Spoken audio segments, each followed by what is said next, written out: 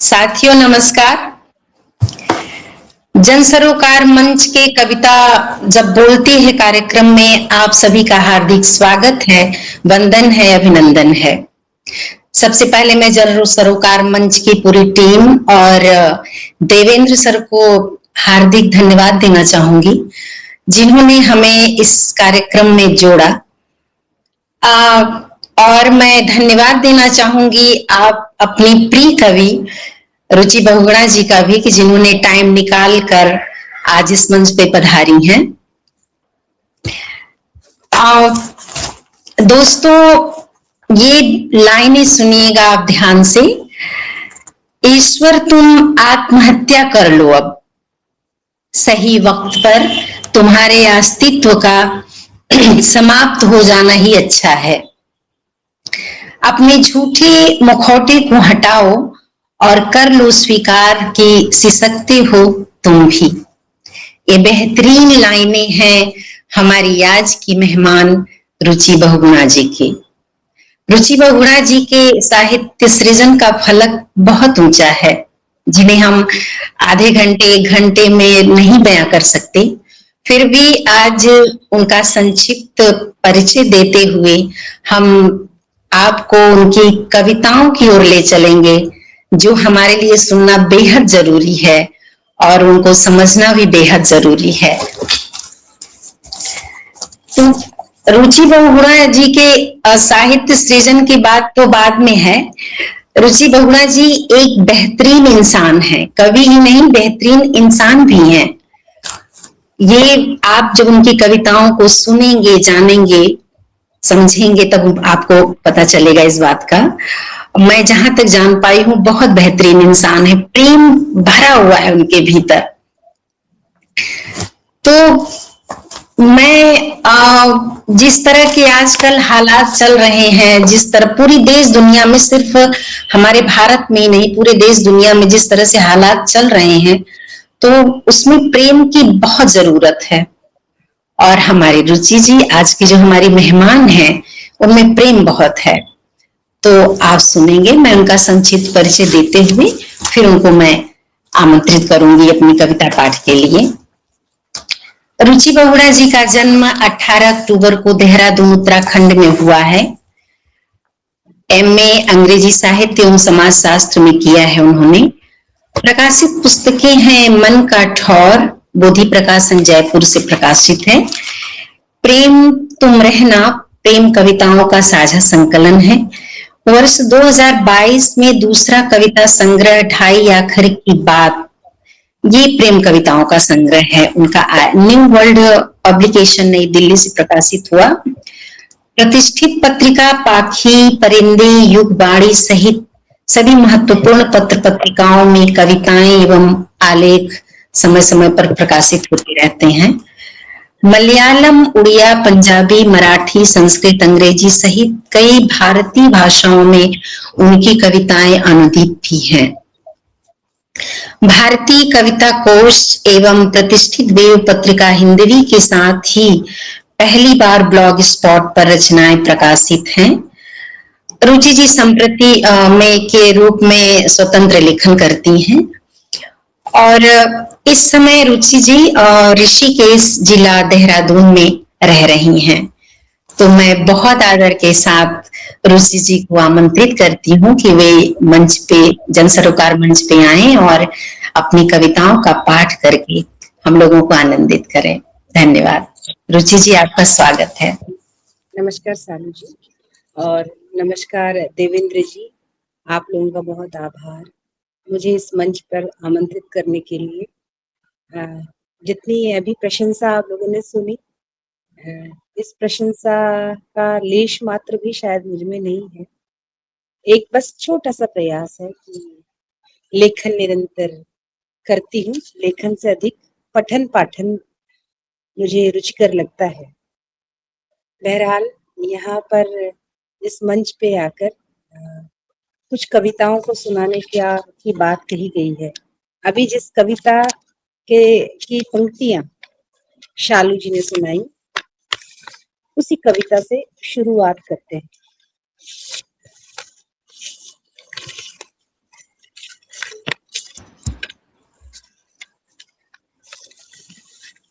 ईश्वर तुम आत्महत्या कर लो। ईश्वर तुम आत्महत्या कर लो अब। सही वक्त पर तुम्हारे अस्तित्व का समाप्त हो जाना ही अच्छा है। अपने झूठे मुखौटे को हटाओ और कर लो स्वीकार, किसी सकते हो तुम भी।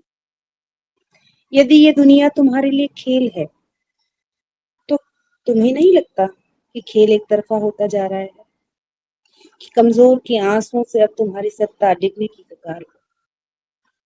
इससे पहले कि कमजोर जिसकी प्रार्थनाएं तुम्हारे वजूद को बचाए हुए हैं नकार दे तुम्हारा ईश्वर होना, उतार दे तुम्हें सिंहासन से तंग आकर, उजाड़ दे तुम्हारे बड़े बड़े मंदिरों का अस्तित्व और तुम्हारे ईश्वर होने की नौकरी से तुम्हें बेदखल कर दे, तुम आत्महत्या करो। सुना है कि तुम्हें धरती पर सबसे अधिक प्रिय बच्चों की मुस्कानें हैं, कि चिड़ियों की चहचहाहट तुम्हारा संगीत है, कि तुम तितली के पंखों के रंग से करते हो श्रृंगार, कि तुम प्रेम की भाषा समझते हो। तो क्यों नहीं देते सजा उन्हें जो बच्चों का बचपन उजाड़ देते हैं, जो चिड़ियों के पंख कतर देते हैं, जो तितलियों के रंगीन परों को मसल देते हैं, जो भय, नफरत और हथियारों की भाषा सिखा रहे हैं। बुढ़ा गए हो तुम ईश्वर। अब तुम घर के बाहर देहरी पर बैठे बुजुर्ग माँ बाप की तरह लाचार हो, जिसे कभी भी उनकी संतानें भेज सकती हैं वृद्धाश्रम। तुम झूठी हंसी के पीछे ठीक वैसे ही छुपा रहे हो अपने आंसू, जैसे कोई कलाकार अपने चेहरे पर पोत लेता है कई परतें श्रृंगार। असल में ये दुनिया अब वैसे रह नहीं गई। असल में ये दुनिया अब वैसे रह नहीं गई जैसे तुमने बनाई थी। इसलिए कमजोर और बेबस तुम्हारे वजूद को नकार दे, उसके पहले तुम आत्महत्या कर लो। तुम आत्महत्या कर लो। ये एक कविता, ईश्वर तुम आत्महत्या कर लो। एक कविता और है, ये अभी तक मैंने कहीं ना पढ़ी है और ना मैंने कहीं पोस्ट की है। ये कविता है, इस कविता का शीर्षक है चुप्पियों का निरंतर। एक लंबी खामोशी खोलती है रिश्तों की ढकी छुपी परतों का सच, करती है उजागर संवेदनाओं की तीव्रता, जो लय ध्वनियों के मध्य रह जाती है अनबूझी। उसके सुरों की साध केवल चुप्पी के पास होती है। समझ के स्तरों का विभाजन चुप्पियों के अंतराल में सरलता से किया जा सकता है।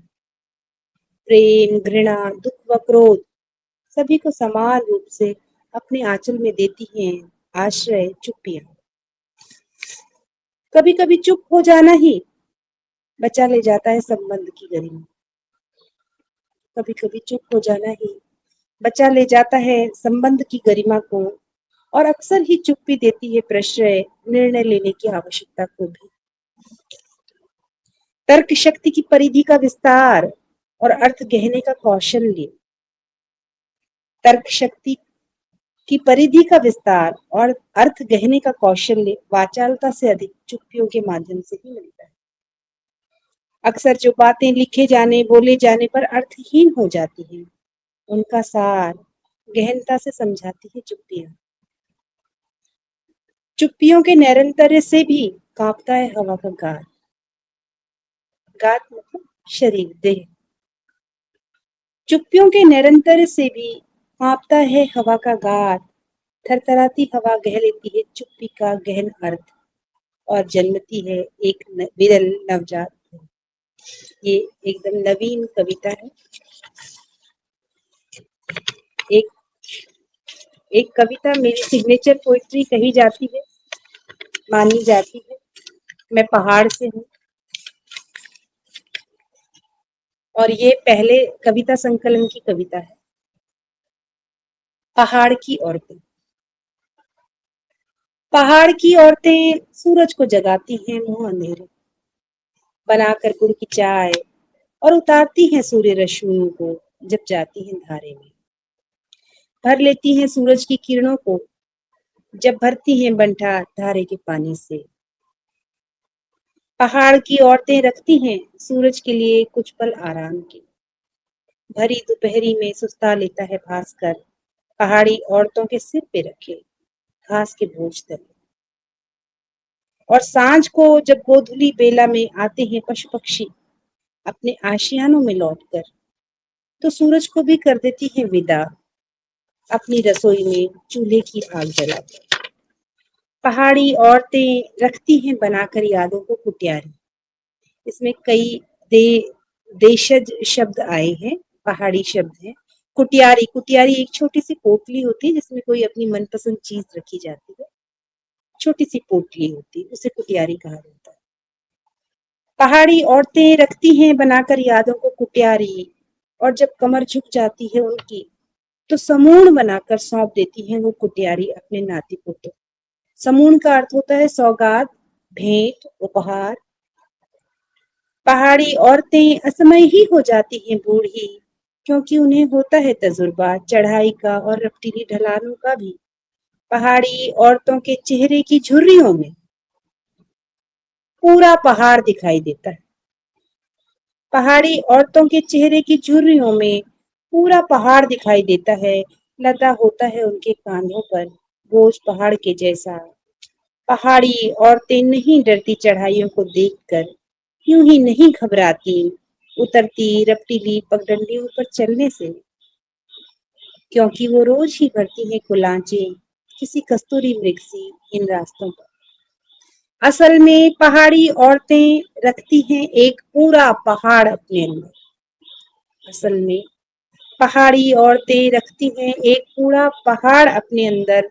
उनके गुठियार में लिखी होती है पहाड़ की पीड़ा, उनके गुठियार में लिखी होती है पहाड़ की पीड़ा। यहाँ एक और शब्द आया है गुठियार। गुठियार का अर्थ हुआ एक घर के आगे का जो आंगन है, कच्ची मिट्टी का आंगन है, जो गोबर या मिट्टी से लीपा जाता है, उसे गुठियार कहा जाता है।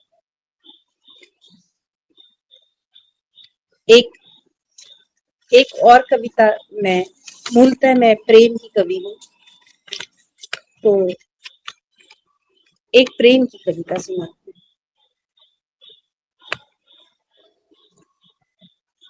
मृत्यु का आह्वान करती प्रेम में डूबी स्त्री का दुख तुम क्या समझोगे परमपिता। मृत्यु का आह्वान करती प्रेम में डूबी स्त्री का दुख तुम क्या समझोगे परमपिता। कैसे चिन्होगे उसकी मर्मांतक पुकार कि केवल प्रेम की ऐशना से सायुज्य होना चाहता है उसके हृदय का विकल्प चाहता है। दैहिक कामनाएं क्षरित होती जा रही, यौवन का पुष्प कुमलाने को है। नहीं करती आत्मा किसी भी भौतिक वस्तु की अभ्यर्थना, नहीं करती आत्मा किसी भी भौतिक वस्तु की अभ्यर्थना। जिह्वा लरज उठती है किसी और नाम के उच्चारण से, जिह्वा लरज उठती है किसी और नाम के उच्चारण से भी। किसी हठ योगी की भांति वाक कुंजिका मात्र उसी को उचारती है प्रतिपल। कितना निष्कवच होता है प्रेम में डूबा हृदय, कितना निष्कवच होता है प्रेम में डूबा हृदय। कितनी वेद्य होती है स्त्री प्रेम में भीगने पर, कितना निष्कवच होता है प्रेम में डूबा हृदय। कितनी वेद्य होती है स्त्री प्रेम में भीगने पर, कितनी यंत्रणाओं को निष्फल कर देती है उसकी एक दृष्टि, उसकी एक प्रेमिल छुअन। तुम क्या जानोगे सृष्टि पिता, तुम क्या जानो। ये एक कविता, एक कविता और सुनाती हूँ। तुम्हारे प्रेम में उमगती हैं अबोध कामनाएं, और मैं नंगे पांव दौड़ती हूँ इस पहाड़ी धार से।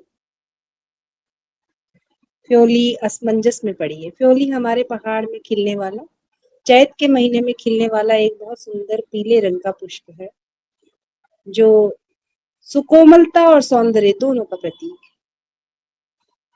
तुम्हारे प्रेम में उमगती हैं अबोध कामनाएं, और मैं नंगे पांव दौड़ती हूँ इस पहाड़ी धार से। फ्योली असमंजस में पड़ी है, बुरांश संयम तोड़ बेमौसम खिल रहा है। धरती अपनी नियत नियमावली भूल गई है, तन गई है धरा की भवें, मानो मेरे दौड़ पे पग रच रहे हैं एक नया संग। प्रकृति ने आलाप लेकर तुम्हारे नाम को जपना प्रारंभ कर दिया। प्रकृति ने आलाप लेकर तुम्हारे नाम को जपना प्रारंभ कर दिया है। चीड़ के जंगल में सिंह की घंटियां तुम्हारा नाम गा रही हैं सस्वर। चीड़ के जंगल में सिंह की घंटियां तुम्हारा नाम गा रही हैं सस्वर। सिंह यहाँ चीड़ में एक बीज होता है, वो जब सूखता है तो बजता है, उसकी आवाज घंटियों की जैसे प्रतीत होती है, तो यहाँ उसका मैंने प्रयोग किया है। चीड़ के जंगल में सिंह की घंटियां तुम्हारा नाम गा रही हैं सस्वर। इस पहाड़ी के पार जहां मैं रहती हूँ, इस पहाड़ी के पार जहां मैं रहती हूँ, तुम ही धुन, तुम ही संगीत, तुम ही ऋतु, तुम ही पहर, तुम ही भक्ति, तुम ही भगवान, तुमसे ही रंग, तुमसे ही रोशनी है। तुम्हें सुमिरती हूँ तो इतना जान लो, मैं अंतस में अव्यक्त पीड़ा को कोसती हूँ। तुम ही जीवन का सर्वोच्च सुख और तुम ही अनकहा अनबूझा दुख हो। अरे ओ लाटे, चुपचाप सिसकियों में स्पंदित हुई रुदन की धुन पर ही नीलकंठ होते हैं नृत्यरत। चुपचाप सिसकियों में स्पंदित हुई रुदन की धुन पर ही नीलकंठ होते हैं नृत्यरत, बन जाते हैं नटराज। फिर तुम्हारे लिए प्रेम में डूबी इस आत्मा को असभ्य और उद्दंड कहकर खारिज कर दिया है इस संसार में। ये एक कविता,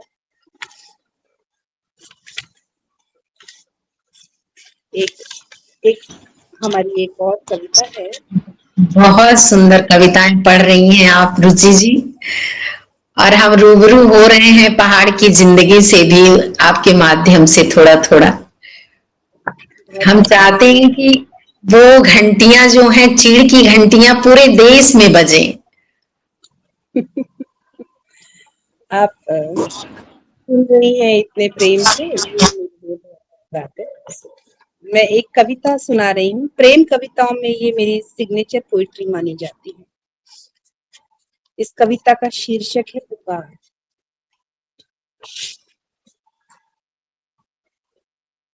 तुम्हें पुकारती हुई मेरी आवाज के कंपन से, ये मेरे दूसरे कविता संकलन ढाई आखिर की बात से ये कविता है। कविता का शीर्षक है पुकार। तुम्हें पुकारती हुई मेरी आवाज के कंपन से थरथराती है हवा की देह। तुम्हें पुकारती हुई मेरी आवाज के कंपन से थरथराती है हवा की देह। वेगवती पहाड़ी नदी के पेरिल स्वच्छ बहाव में भी ठिठक कर रुक जाती है मछलियां। इस कातर पुकार का स्वर छेड़ता है सिम्फनी का एक और अभिनव सुर।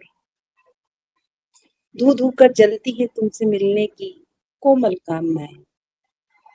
धू धू कर जलती है तुमसे मिलने की कोमल कामनाएं, और मेरी आत्मा से उठती लपटें दूर पहाड़ी की चोटी पर रंगती हैं बुरुष के फूलों की सुकोमल पंखुड़ियां। बिछड़ जाने की पीड़ा से चोटिल और तुम्हारे स्वर की छुअन याद करती आत्मा जैसे एक पहाड़ी शहर। बिछड़ जाने की पीड़ा से चोटिल और तुम्हारे स्वर की छुअन याद करती आत्मा जैसे एक पहाड़ी शहर हो, इसकी हर गली के मोड़ पर तुम्हारा इंतजार करती ठिठुरती स्मृतियां उखड़ बैठी। थोड़ा सा मैं इस कविता को पढ़ते हुए भावुक हो जाती हूँ। बिछड़ जाने की पीड़ा से चोटिल और तुम्हारे स्वर की छुअन याद करती आत्मा जैसे एक पहाड़ी शहर हो, जिसकी हर गली के मोड़ पर तुम्हारा इंतजार करती ठिठुरती स्मृतियां उखड़ बैठी हैं। कहीं दूर पहाड़ी की धार पर उतरती नवोड़ा वधु सी सांझ के आंचल में तुम्हें लगाई पुकार, बूटों की तरह टांगती है तारों की लड़ी। तुम्हें लगाई पुकार, बूटों की तरह टांगती है तारों की लड़ी। गहराती रात की कालीमा में उंगलियां डुबोकर प्रतीक्षा में थकी आंखों को सुरमा लगाती हूँ। गहराती रात की कालीमा में उंगलियां डुबोकर प्रतीक्षा में थकी आंखों को सुरमा लगाती हूँ। सुनो प्यार मेरे, बस एक बार तुम पुकारना, शरीर के शिथिल होने से पहले मुझे अपने दिए नाम से। इन सब जंजालों से दूर मृत्यु की ठंडी गोद में सोने के लिए मेरी आत्मा काट लेगी तुम्हारे स्वर से, कुनकुना से। मेरी आत्मा काट लेगी तुम्हारे स्वर से, कुनकुना से। ये एक कविता। बहुत ही सुंदर कविता थी और ये इतनी संवेदनशील कविता है कि वाकई आपका गला भर जाना, क्या वो जो सुनेगा, सुन रहा वो भी आदृत हो गया इस कविता को। बहुत ही सुंदर कविता है ये पुकार। एक कविता क्या मैं और पीड़ा का वैभव। कविता का शीर्षक है पीड़ा का वैभव। इतनी निष्ठुर सर्दियां कि शरीर की सारी कोशिकाएं सुप्तावस्था में चली जाएं।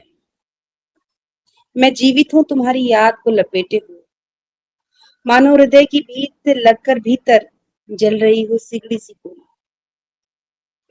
विरह के बाणों से बिंधा मन छलनी हो चुका है, बिंधे मन के रंध्रों से फूट रहा है तुम्हारी याद की अग्निशिखा का प्रकाश। शरीर के साथ ही चेहरे पर भी विशिष्ट ओज फैल गया है। कितना छलनी है मन कि देखा जा सकता है आर पार, कि छलक आता है दुख सुख तुरंत बाहर टिकता ही नहीं। फिर भी तुम्हारी याद इतनी जिद्दी कि छोड़कर जाने का नाम ही नहीं लेती। इससे पहले कि मेरी आत्मा धैर्य की डोर छोड़ दे, तुमसे विरह का दुख खत्म होना चाहिए। संसार में आने और यहाँ से जाने तक का समय नियत होता है, फिर प्रतीक्षा की अवधि भी तय तो करनी चाहिए ना। संसार में आने और यहाँ से जाने तक का समय नियत होता है, फिर प्रतीक्षा की अवधि भी तय तो करनी चाहिए ना। मुझे देखने वाले अक्सर ही कहते हैं तुम दिव्य रूप की स्वामिनी। मेरे प्यार, देखो प्रेम में मिली पीड़ा भी कितनी गरिमामयी और वैभवशाली होती है। मेरे प्यार, देखो प्रेम में मिली पीड़ा भी कितनी गरिमामयी और वैभवशाली होती है।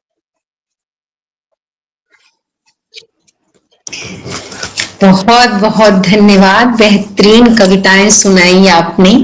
वो चाहे पहाड़ की औरतों में जो के माध्यम से कि उनकी झुर्रियों में दिखता है पूरा पहाड़, तो इस कविता से आपने पूरे पहाड़ का जीवन, उनका पहाड़ी औरतों का जीवन बहुत मुश्किल होता है। ये जी जी जी, हाँ हाँ, वास्तव में बहुत हम कुछ टाइम के लिए जाते हैं तो पहाड़ हमें बहुत खूबसूरत लगता है, लेकिन वहां का जीवन बहुत कठिन है। ये आपने बहुत खूबसूरती से इस कविता में दिखाया, और खासकर औरतों का। लेकिन साथ ही ये भी अच्छा लगा कि वो मृत्यु का आह्वान करते हुए एक स्त्री प्यूली के फूल के साथ जब पुकार लगाती है ना, तो जिसकी भी पुकार लगा रही उसको आना ही पड़ेगा एक दिन।